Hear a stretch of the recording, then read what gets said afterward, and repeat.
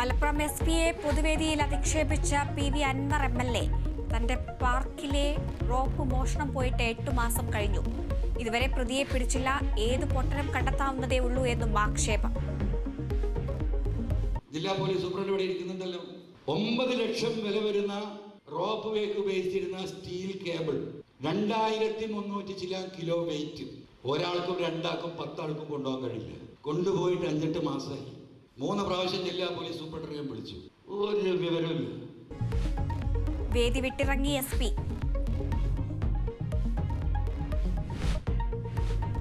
പശ്ചിമബംഗാൾ സർക്കാരിനെതിരെ സുപ്രീം കോടതി. ഡോക്ടറുടെ ബലാത്സംഗ കൊലപാതകം ആശങ്കാജനകം.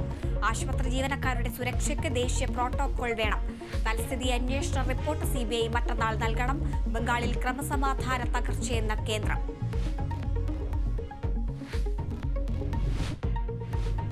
എമ്മ കമ്മിറ്റി റിപ്പോർട്ടിൽ പോലീസിന് സ്വമേധയാ കേസെടുക്കാമെന്ന് നിയമവിദഗ്ധർ.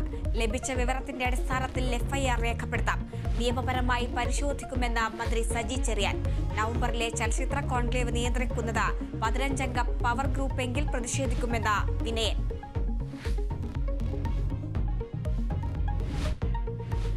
ജസ്ന തിരോധാന കേസിൽ ലോഡ്ജ് ഉടമയുടെ മൊഴി രേഖപ്പെടുത്തി CBI. ലോഡ്ജിലും CBI സംഘത്തിന്റെ പരിശോധന. മുൻ ജീവനക്കാരിയുടെ മൊഴി ഉടൻ രേഖപ്പെടുത്തും. മോട്ടോർ വാഹന വകുപ്പിന് നൽകുന്ന IT സേവനം അവസാനിപ്പിച്ച CDIT. MVD നൽകാനുള്ളത് കോടികളുടെ കുടിശ്ശിക. താൽക്കാലിക ജീവനക്കാരെ അടക്കം CDIT പിൻവലിച്ചു.